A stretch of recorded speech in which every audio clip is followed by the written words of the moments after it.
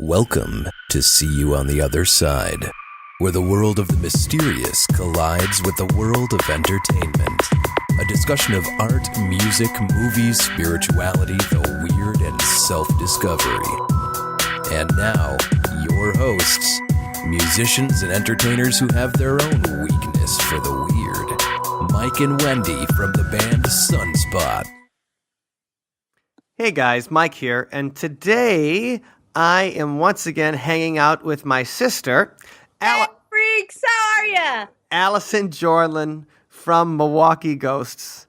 And since it is December, which means it's the holiday season, and I am with family, I thought we could talk a little bit today about Christmas.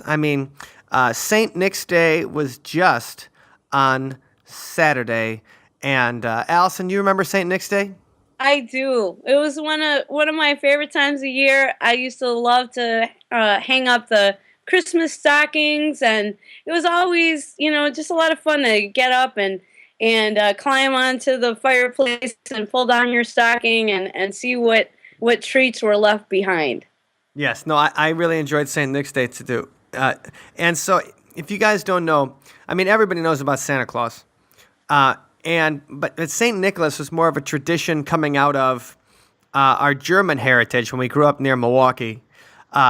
So St. Nick would, you'd put up a stocking, and then he would leave little gifts for you. So St. Nick would just leave little stuff for you, and our mother used to say that St. Nick snuck in through the keyhole. And that's how St. Nick got in. He didn't come through the chimney like Santa Claus. And then you'd be like, well, because if you're a kid, when you read a night before Christmas, you're like, well, they talk about St. Nick like he's Santa Claus. And so then this would be another difficulty for parents to be like, well, St. Nicholas isn't Santa Claus. St. Nicholas is his own guy. Right. And is an actual Catholic saint.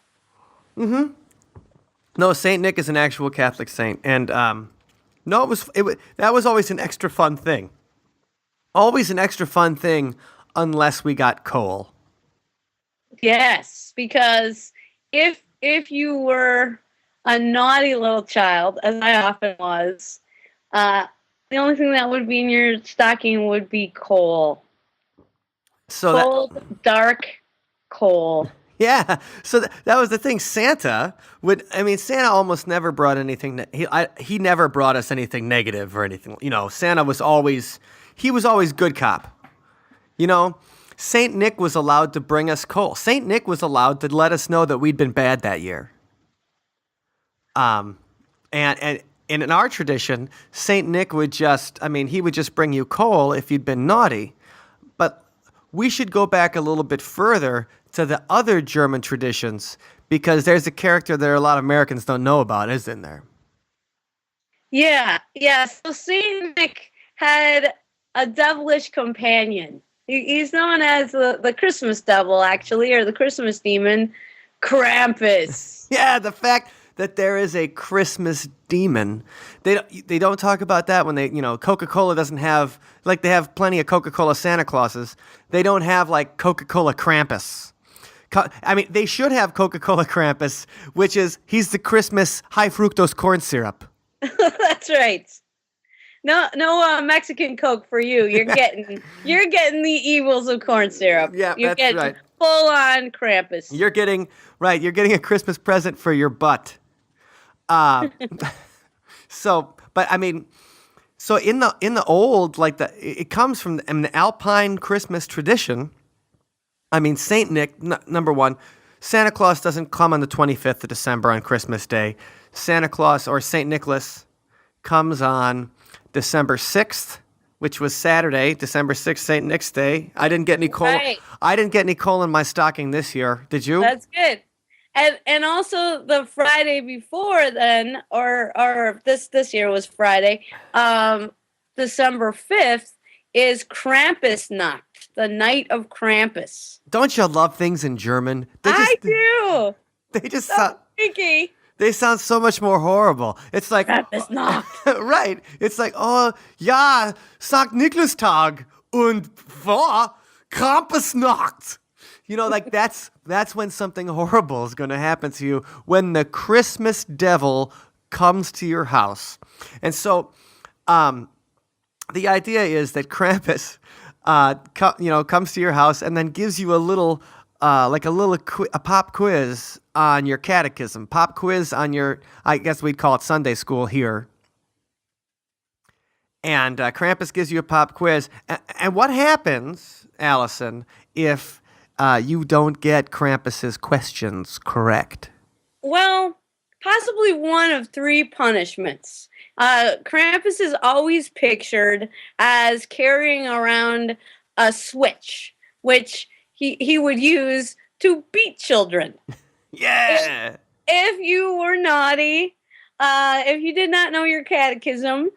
So, but this was the least of your troubles, because also would be pictured carrying a basket, a very large basket on his back, or a sack like Saint Nick's, or like Santa Claus's big sack, except Krampus's sack was empty. So no presents in Krampus's sack, right? No. It's a particularly wide sack used to collect all the naughty little hellions. And so he stuffs the naughty children in there. So Krampus is a kidnapper. That's right. He kidnaps you. It's the Christmas kidnapping. Yeah, he stuffs you in the sack. And so then one of two things could happen. He would either dump you into the river, or he would drag you back to hell with him and eat you alive. Oh, so you could be eaten by Krampus. That's right. I think that's what happened to all those people on the Mississippi River up here in Minneapolis and in La Crosse and something like that. They say it's a serial killer. I think it's Krampus. It's really Krampus, yes. Well, Krampus is pictured as a demon. He has very prominent horns. He's very hairy. He's very much like a goat man, I guess you would say, in appearance. Okay. So would you say that Krampus has a certain relation to pagan traditions from Europe? Yeah, I would say so. I mean, I think a lot of our holiday traditions grow out of paganism. And this is one that's been largely forgotten, although it has been, the tradition of Krampus has been gaining lots of popularity. I mean, there used to only be Krampus parades, like in Germany and in Austria, but, now we're seeing Krampus events pop up around the United States, too. Well, there was a Krampus event in Chicago on Friday, I believe. And I'm just looking into it. So I'm going next year. Yeah. I am definitely going. Oh yeah, the Krampus Fest sounds like a sweet party. But this is they have a kid-friendly event, one in Chicago. But this is the one that's started this year is not kid-friendly. It's the whole Krampusnacht, and they had craft beer, Krampus-themed art exhibits, a switching station where partygoers can get spanked by beasts clutching birch sticks. I've been to parties like that before. The switching station, no, that's real Christmassy. I bet you have. And so here's the guys that put it on said, we're mostly inundated with Santa Claus and commercialism and consumerism and a lot of that Christmas mumbo jumbo. Krampus is a tongue-in-cheek way of taking a tradition of making children afraid to do bad things and reclaiming it as adults. So, and there also was a salsa truck. So sounds like a big, right, let's reclaim Christmas with a salsa truck and craft beer. Actually, I think that sounds like a great way to reclaim Christmas. Kind of a fusion event.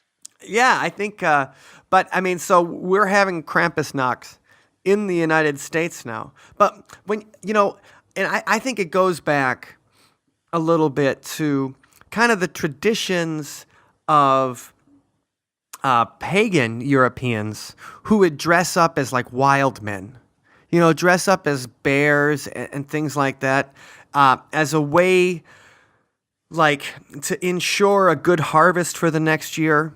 They would go Right. through these rituals, and so Krampus, I think kind of comes out of that. Yeah. That primal European wild, the Neanderthal, right? The primal European wild man that they used to dress up like. Because on the Krampus night parade and stuff, like these guys had rusty chains and switches, and they'd run around the town and scare kids, and then have drinks with the kids' parents. Right. So this is just like, and you can imagine it too, because And it still goes on. It still goes on today in Germany and Austria. right, but you can just imagine like the kind of party where it's like we don't care what it's like it's Krampus night, man. This is our night, baby, and they just put on costumes, get wasted, run around, scare kids, and just turn it turn it into a giant public nuisance and act and I just think that's a fun way to act like some of those pagan gods.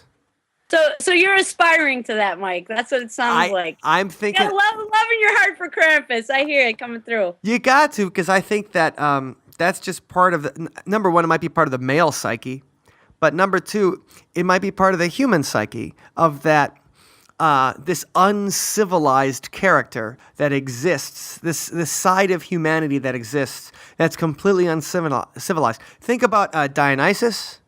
The satyr, who, very much like Krampus, very much like Very goat-like. very much like the traditional Christian devil. And for a reason, too. When the Christians are trying to convert, people who, they want to have Dionysian parties, they want to have bacchanals. Right. And they just want to cast all responsibility aside. And so, the Christians can they can take some of those rituals as the early Christians were so good at doing, as every religion is probably good at doing. Once it takes over for the old one, it has to assimilate some of the old rituals into the new theology. The new thing, because people need to have that some kind of familiar. In modern culture, our most the assimilating the old religion into new is probably most prominent to us because we understand it in voodoo. Right. The mixture of Catholicism and African animism and things like that. But animism, which is, so we should explain animism for the kids. Okay. Right? Well, no. All right. The idea that there's a spirit in everything. Mm-hmm. That's what my definition would be. Does that match with your definition, Mike? Absolutely. That is the idea of animism, that there is a soul. Not in the traditional maybe Christian soul of heaven and stuff like that, but there is a soul to every living creature. It's the stones and the rocks and the water and animals, and that's where a lot of folklore and stuff comes from. When you're thinking of, if you think about folklore, think of like Brer Rabbit or something like that, and you give a soul, a spirit to an animal. Right, and that religious tradition of animism. When you're looking at it, from a postmodern viewpoint, there is a lot in animism that I think still resonates today, and we could really have a whole show about voodoo, and I think we should. There will be a whole show about voodoo and animism and the whole thing. I just wanted to connect it to bringing Krampus, the European wild man, guys dressed up like bears, guys going crazy on a Friday night and acting stupid and everything, just to let some steam out in the wintertime. Right. And it's the connection with the wild, as you were saying, or to, a way to let out the human dark side just a little bit, not letting it have full reign, but, giving it a holiday. So it can, just wreak a little bit of acceptable havoc, but not really hurt anyone. But the other thing I'd like us to touch on is that the Krampus celebration is really part of, I would think, a larger phenomena that starts with what we know now as Halloween, but which had its Celtic roots in the celebration of Samhain, which was to celebrate the dark part of the year, to celebrate the harvest, and also. Wait, when you said Samhain, you mean like Sam Hain, right? Oh yes, yes. Well, that's how some people pronounce it. Right. For No, you Danzig and Ghostbusters fans, Sam Hain is what we're talking about. that's right. Yeah. So the way that the correct pronunciation is Samhain, but I know you spell it like Sam Hain. Sure. But anyway, so in this tradition, what the ancient Celts would do is, they'd celebrate the harvest. They'd have bonfires and I believe probably also sacrifices as well. Sure. But one of the things that we have retained for our Halloween tradition is the idea of dressing up in costume, dressing up as demons, because in the dark part of the year, when it does begin, after the autumnal equinox, when the dark does take over, and it is for longer hours of the day, it is dark than light. The idea was that the underworld was coming up, or the veil between our world and the afterlife was becoming thinner, and so creatures could come through, demons could come through, and they would walk among us. Well, the idea is if you dress up as a demon, then they're not going to know that you're really a puny, scared human. They're going to think you're one of the brethren. And that's fun. That's a funny thing, Allison, because for anybody that watches the TV show The Walking Dead, part of what they do in The Walking Dead sometimes is if you cover yourself in zombie guts, you can walk among the zombies and they can't smell your aliveness. So that just really reminded me, like, we see that, and now that's the most popular scripted drama on television. First of all, I can't believe a zombie show is the most popular scripted drama on television. I know. And which is fantastic in its own right. And the show's up and down. It varies in quality. But one of the things is that if you cover yourself in zombie guts, and you can walk among the zombies and they can't tell. Kind of like if you ever seen the movie Shaun of the Dead. Yes. Well, they didn't exactly. They didn't cover themselves. Shaun of the Dead. They didn't have to exactly cover themselves in guts. They just walked around imitating zombies, which is funny.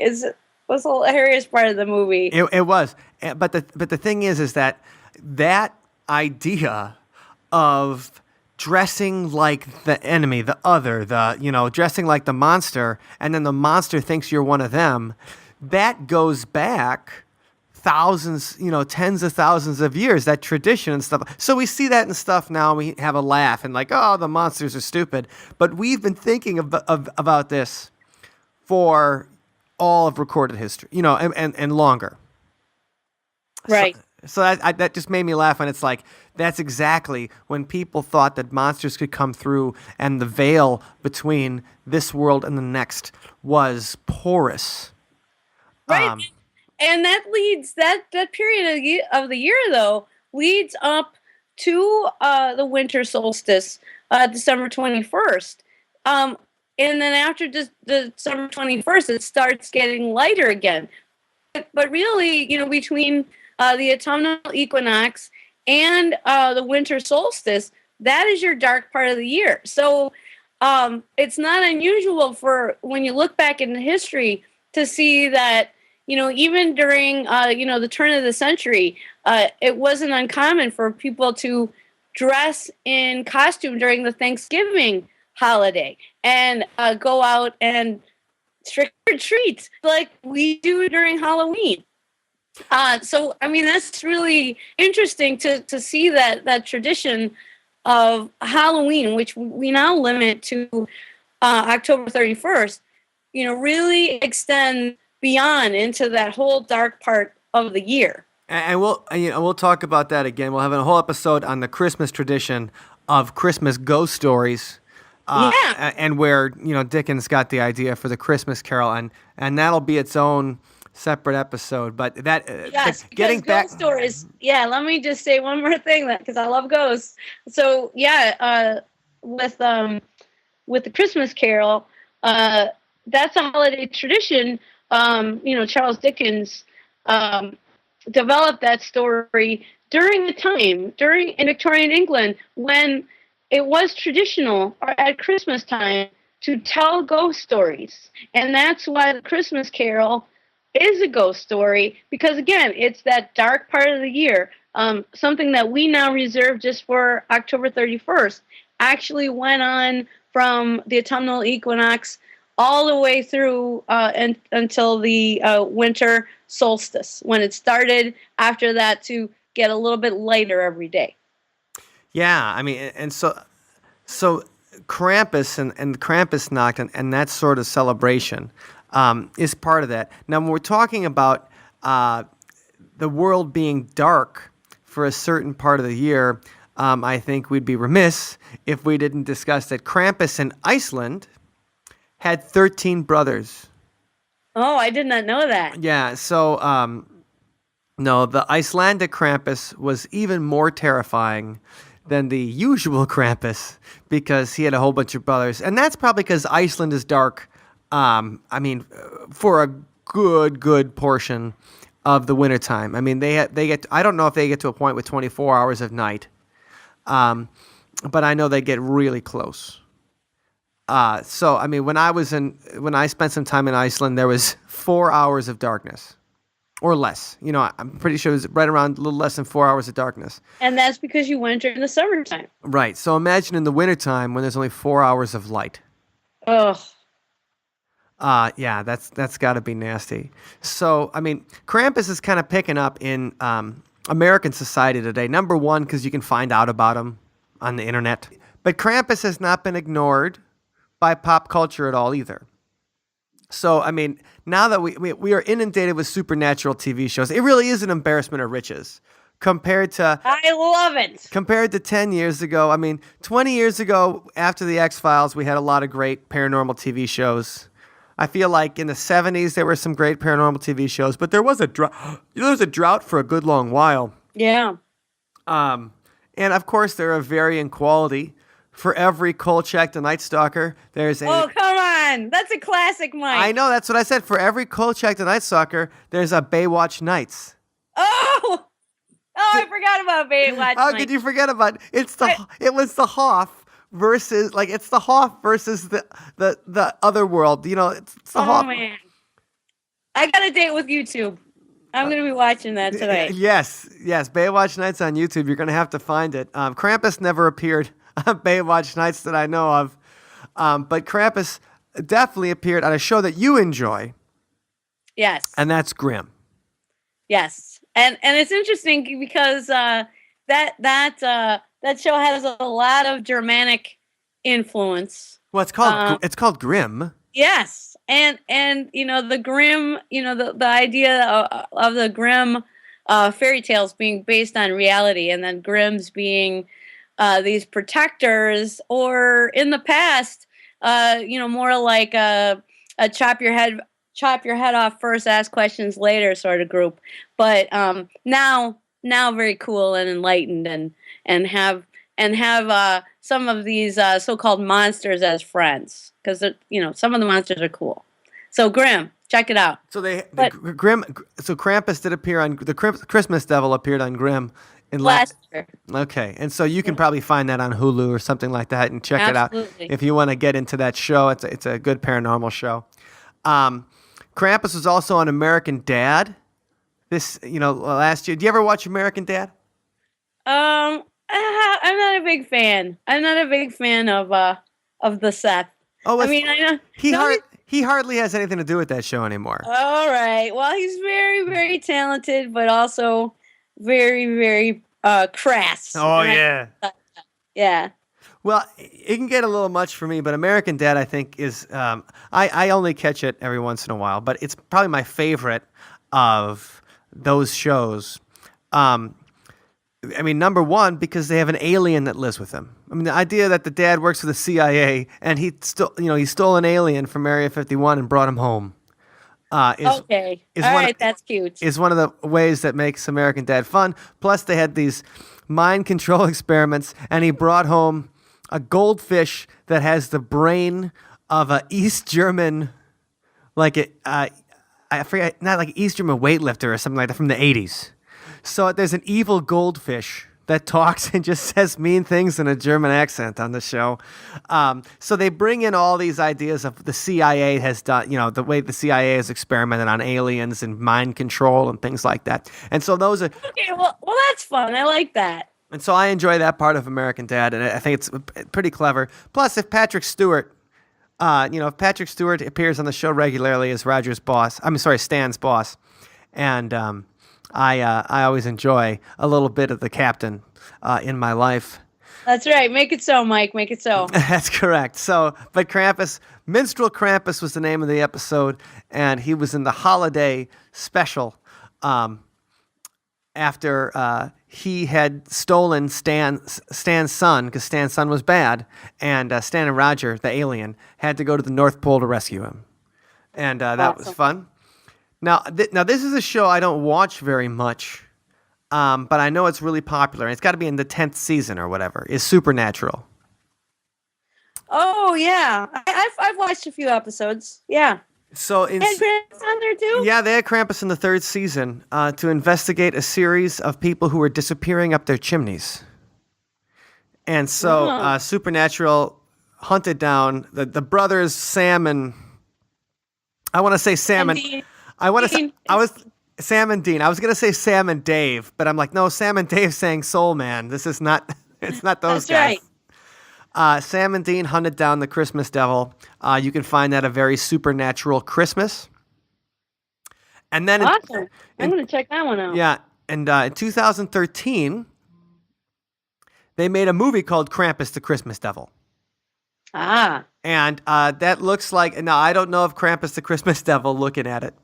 I don't know if it ever was shown in theaters. It doesn't look like the kind of film that made it out. Wasn't a big come on, holiday. It's a holiday classic.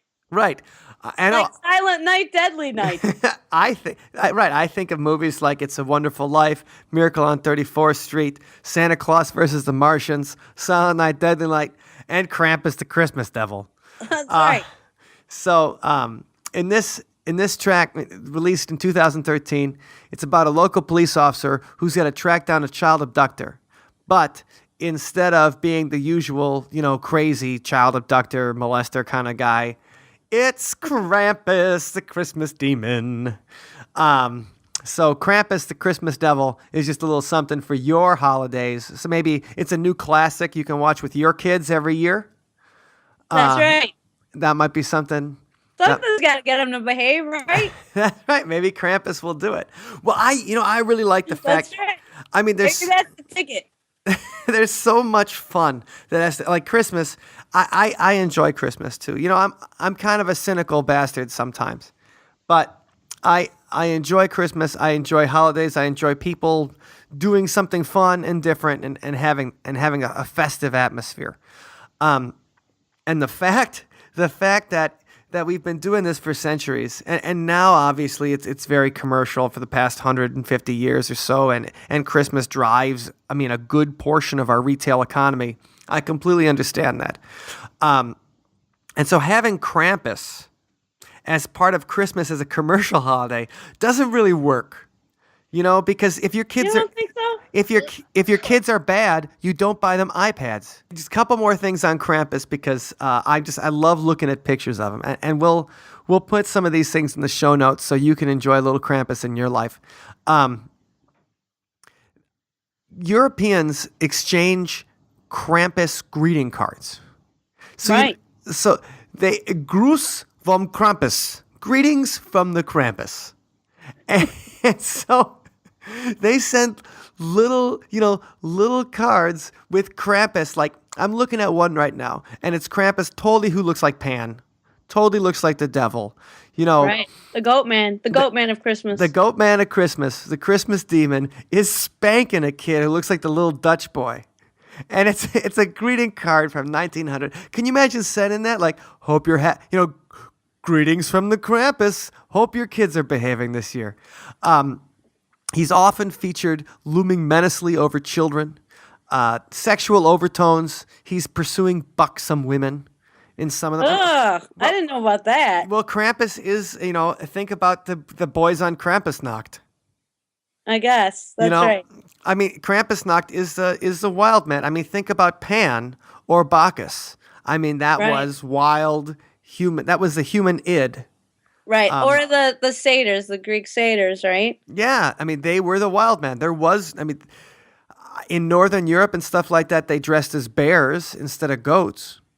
But that doesn't change that there were these completely uncivilized people, and that we were acting like them and, using them to scare our kids. Yeah, these characters that represent a part of the human psyche. And, there's even, during a Krampuslauf, which is... Oh, the parade. Yeah, that's the run of the celebrants dressed as Krampus, and they're all boozing up beforehand. And so it's customary to offer someone dressed as Krampus schnapps, which is fruit brandy, if you guys haven't tried it yet. And it's depending, it could be disgusting, could be good.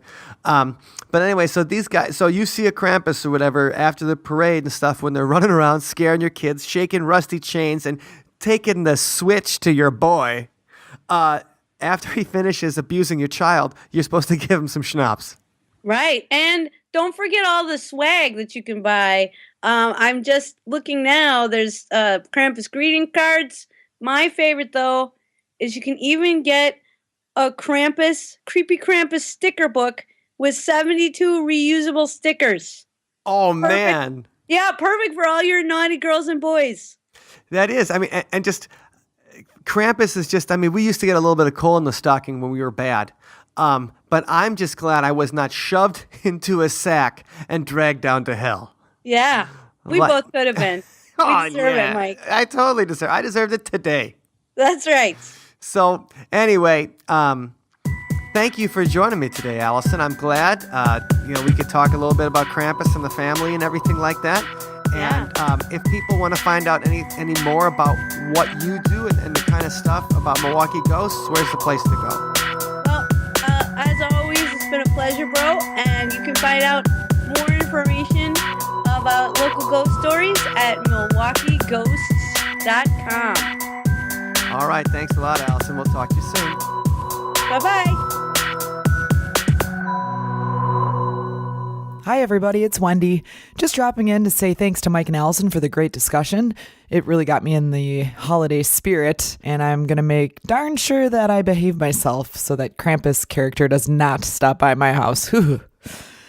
I also wanted to let you know that you can find the episode show notes at othersidepodcast.com/13. That's the number 13. For today's song, we have a Sunspot original holiday track where a robot Krampus makes a visit in the middle. This is Digitalistic Christmas.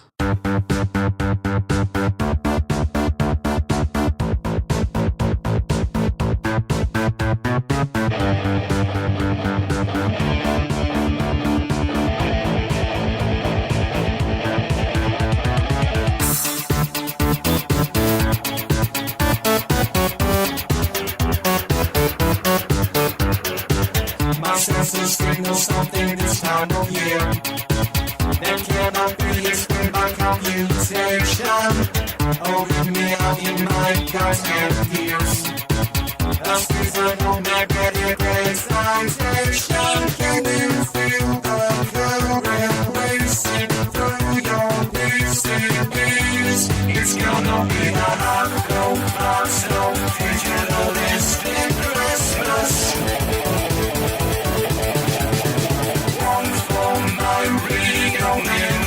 Memory Charge up my nickel metal hydride. Illuminate the street with my LEDs.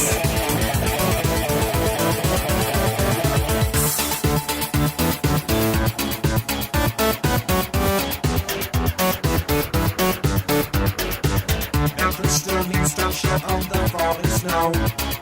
Triggers gonna read a lot in my radar ray. Micro countdowns emit a much brighter glow. Protocol for favorable holidays. Do you feel the galvanic surge of those megaphones? It's gonna be a hard road, console, digitalistic Christmas.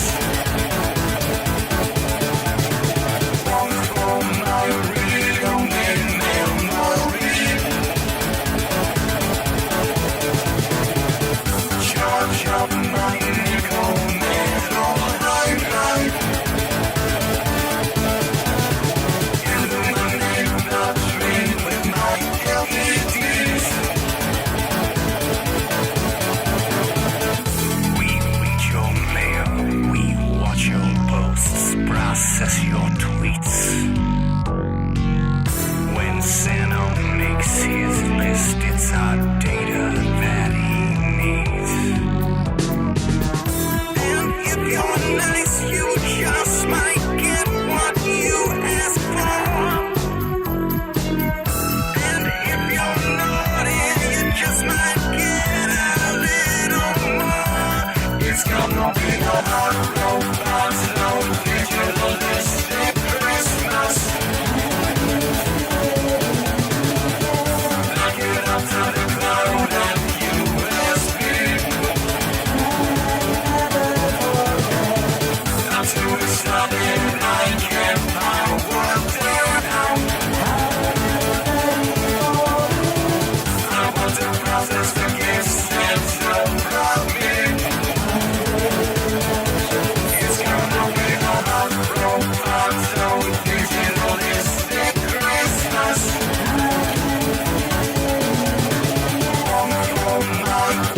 Strictly erasable, programmable, read-only memory. Charge up my nickel metal hydride. Illuminate the tree with my LEDs.